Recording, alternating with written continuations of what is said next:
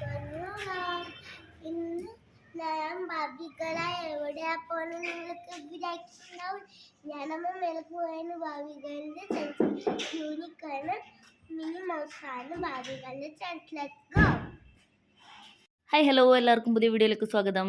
Honey പറഞ്ഞ മാതിരി ഞങ്ങളിന്ന് ഇവിടെ അംബാലയിൽ തന്നെ ഉള്ള ഒരു മേള കാണാൻ പോവാണേ. സിംഗപ്പൂർ എയർലൈൻസിൻ്റെ തീം ബേസ് ചെയ്തിട്ടുള്ള ഒരു മേളയാണ്.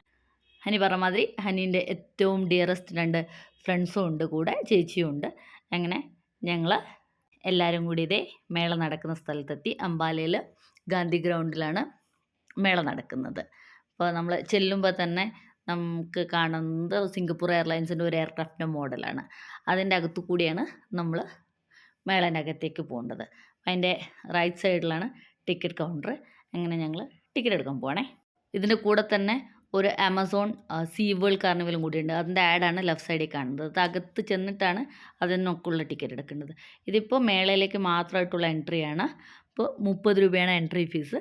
കുട്ടികൾക്ക് ഫീസില്ല, മുതിർന്നവർക്ക് മാത്രം, അഡൽസിന് മാത്രം 30 രൂപ. അപ്പോൾ അവിടെ ഇങ്ങനെ ഫോട്ടോ പോയിൻ്റൊക്കെ ഉണ്ട്. അപ്പോൾ ഞങ്ങൾ കുറച്ച് ഫോട്ടോസൊക്കെ എടുത്ത് ദേ മേളയുടെ അകത്തേക്ക് പോവാണ്. ഇങ്ങനെ ഒരു ലൈറ്റൊക്കെ വെച്ച് ഡെക്കറേറ്റ് ചെയ്തൊരു നല്ല വഴി കൂടി അകത്ത് കയറി എയർക്രാഫ്റ്റിൻ്റെ അകത്ത് മാതിരി ഫോട്ടോസ്, കോക്ക്പിറ്റിൻ്റെയും പിന്നെ പാസഞ്ചേഴ്സ് ഇരിക്കുന്നതിൻ്റെയൊക്കെ ഒരു ഫോട്ടോ ഒക്കെ വെച്ചിട്ടുണ്ട്. അതാണ് എയർക്രാഫ്റ്റിൻ്റെ മോഡലിനകത്തുള്ളത്. വേറെ അത്ര കാര്യമായിട്ടൊന്നും ഇല്ല, ജസ്റ്റ് ഒരു മോഡൽ മാത്രമാണേ. ഇതാണ് മേളയുടെ മുഴുവനായിട്ടുള്ള വ്യൂ. കുറേ ഗെയിംസും കൂടുതൽ ഷോപ്സുമാണ് ഉള്ളത്, പിന്നെ കുറേ ഈട്രീസും. ഇത്രയാണ് മേളയുടെ മൊത്തത്തിലുള്ള ഒരു ഔട്ട്ലൈൻ. പിന്നെ നേരത്തെ കണ്ട മാതിരത്തെ ഒരു അക്വാ വേൾഡും കൂടിയുണ്ട് കേട്ടോ. അങ്ങനെ ഞങ്ങൾ നടന്നതേ ഇവരുടെ ആദ്യത്തെ ഗെയിമിൻ്റെ അടുത്തെത്തി. ഒരു ഡ്രാഗൺ ട്രെയിനാണേ. അങ്ങനെ 3 പേരും കൂടി ഡ്രാഗൺ ട്രെയിനിൽ കയറാൻ റെഡി ആവുകയാണ്. ഇത് 60 രൂപയാണ് ഡ്രാഗൺ ട്രെയിന് വേണ്ടിയുള്ള ചാർജ്. അങ്ങനെ ഞങ്ങൾ ഇവരെ 3 പേരെ ഡ്രാഗൺ ട്രെയിനിൽ കയറ്റി.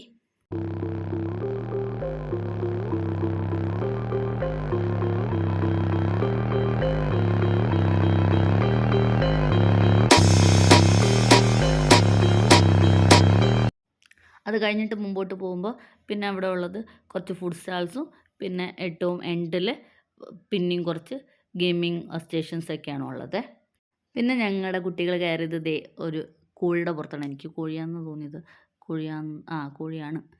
കോഴിയുടെ പുറത്ത് കയറി. അത് കഴിഞ്ഞിട്ട് പിന്നെ ഇവിടെ ഈ പ്ലേ സ്റ്റേഷനിൽ അവരെ വിട്ടിട്ട് പിന്നെ ഞാനും ചേച്ചിയും കൂടി കുറച്ച് ഷോപ്പിങ്ങിന് വേണ്ടിയിട്ട് ഇറങ്ങി. ഇനി നമുക്ക് കുറച്ച് ഷോപ്പിംഗ് കാഴ്ചകൾ കാണാം.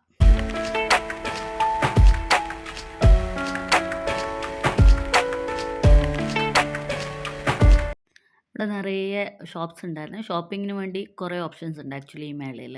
അപ്പോൾ അത്രയും നല്ലോണം അഫോർഡബിളായിട്ട് തന്നെയുള്ള ഷോപ്സാണ് ഓൾമോസ്റ്റ് എല്ലാം. കുറേ ഫാൻസി കടകളും ഇതേപോലെ ഫർണിച്ചർ ഷോപ്സും ഒക്കെ ഉണ്ടായിരുന്നു. ഞങ്ങൾ കുട്ടികൾക്ക് വേണ്ടി കുറച്ച് സാധനങ്ങൾ വാങ്ങിക്കാൻ വേണ്ടിയിട്ടാണ് ഇറങ്ങിയിരിക്കുന്നത്. അങ്ങനെ ഞങ്ങളൊരു ഫാൻസി ഷോപ്പിലെത്തി. അപ്പോൾ അവിടെ നിങ്ങൾ ഏതെടുത്താലും 20 രൂപയാണ്. അങ്ങനത്തെ ഒരു കടയാണ്. ഞങ്ങൾ കടയിലത്തെ കാഴ്ചകൾ കാണാമേ.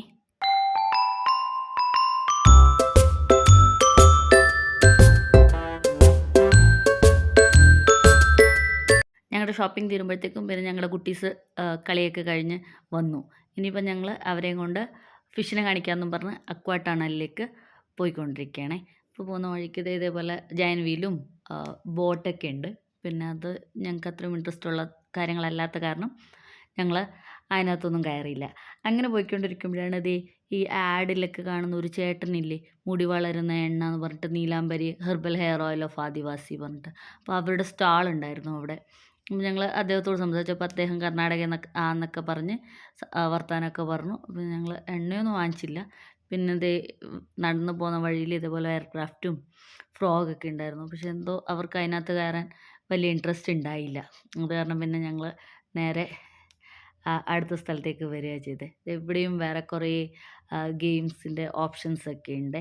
ജയൻ വീൽ തന്നെ 2 എണ്ണം ഉണ്ട്. ഒരു സൈഡിൽ ഒരെണ്ണം, പിന്നെ ഒരു സൈഡിൽ ഒരെണ്ണം.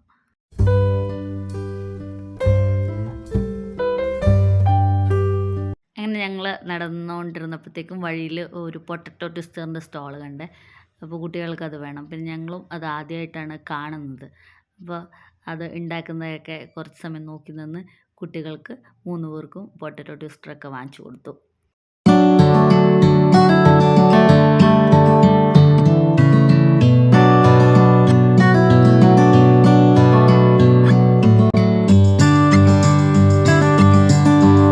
അത് കഴിഞ്ഞ് പിന്നെ മുമ്പോട്ട് നടക്കുമ്പോൾ ആ ഭാഗത്തും നിറയെ ഷോപ്സും ഗെയിമിംഗ് ഓപ്ഷനൊക്കെ ഉണ്ട്. പിന്നെ അവിടെ വെൽക്കം ടു അംബാല കാർണിവൽ എന്ന് എഴുതിയിട്ട് ഒരു സ്റ്റേജ് ഉണ്ട്. ആ സ്റ്റേജിൽ നമുക്ക് കുട്ടികൾക്കും വലിയവർക്കൊക്കെ ആണെങ്കിൽ പെർഫോം ചെയ്യാം, പാട്ട് പാടുക, ഡാൻസ് ചെയ്യുകയൊക്കെ ചെയ്യാം കേട്ടോ.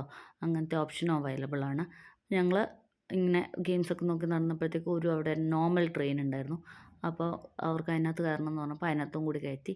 അങ്ങനെ നടന്നു വരുന്ന വഴിക്കാണ് ഒരു കട കണ്ടത്. അവിടെ മഷ്റൂം കി ജലേബി വ പക്കോട എന്ന് പറഞ്ഞിട്ട് ബോർഡ് കണ്ടാണ് ഞങ്ങളവിടെ പോയി നോക്കിയതാണ്. ഈ മഷ്റൂമിൻ്റെ ജലേബി എങ്ങനെയാണ് ഉണ്ടാക്കുക എന്നറിയാൻ വേണ്ടിയിട്ട്.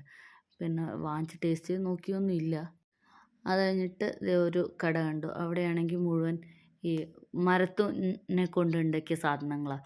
വളകളാണെങ്കിലും പ്ലേറ്റ്സ്, കുഞ്ഞു കുഞ്ഞ് പാൻ, ബൗൾസ്, പിന്നെന്താ മസാല ഡബ്ബ, അങ്ങനെ കപ്പ് ഒക്കെ മരം കൊണ്ട് ഉണ്ടാക്കിയ സാധനങ്ങളായിരുന്നേ. എന്തായാലും കാണാൻ നല്ല ഭംഗിയുണ്ടായിരുന്നു. അങ്ങനെ ഞങ്ങളിത് ഫൈനലി അക്വാ ടണലിൻ്റെ അടുത്തെത്തി കേട്ടോ. അവിടെ ഞാൻ പറഞ്ഞല്ലോ, നേരത്തെ തന്നെ പറഞ്ഞല്ലോ, സെപ്പറേറ്റ് ആയിട്ട് എൻട്രി ടിക്കറ്റ് ഉണ്ട്. 100 രൂപയാണ് പെർ പേഴ്സൺ എൻട്രി ടിക്കറ്റ് വരുന്നത്. അത് ഇവിടെ 3 വയസ്സിന് മുകളിലുള്ള എല്ലാ കുട്ടികൾക്കും എൻട്രി ടിക്കറ്റ് എടുക്കണം കേട്ടോ. അങ്ങനെ ഞങ്ങൾ ടിക്കറ്റൊക്കെ എടുത്ത് അക്വാ ടണലിൻ്റെ അകത്തുകൂടി നടക്കുകയാണ്. അവിടെ ഇങ്ങനെ കുറേ ഡിഫറെൻറ്റ് വെറൈറ്റീസ് ഓഫ് ഫിഷസ് ഇങ്ങനെ അക്വേറിയത്തിൻ്റെ അകത്ത് ആയിട്ട് ഡിസ്പ്ലേന് വെച്ചിട്ടുണ്ട്. ഞങ്ങൾ കുട്ടികളും ഇതൊക്കെ കണ്ട് എൻജോയ് ചെയ്ത് ഇങ്ങനെ നടക്കുകയാണ് ടണലിൻ്റെ അകത്തുകൂടി. ഓരോ ടൈപ്പ് ഫിഷ് വിത്ത് നെയിം ഒരു സെപ്പറേറ്റ് അക്വേറിയത്തിലാക്കി ഡിസ്പ്ലേന് വെച്ചിട്ടുണ്ട്. കുറച്ച് കാണാനും ഭംഗിയുണ്ടായിരുന്നു, ഇൻഫോർമേറ്റീവും ആയിരുന്നു. എന്തായാലും നല്ലൊരു എക്സ്പീരിയൻസ് ആയിരുന്നു ആക്ച്വലി അക്വാ ടണലിൻ്റെ അകത്തുണ്ടായിരുന്നത് ഞങ്ങൾക്ക്.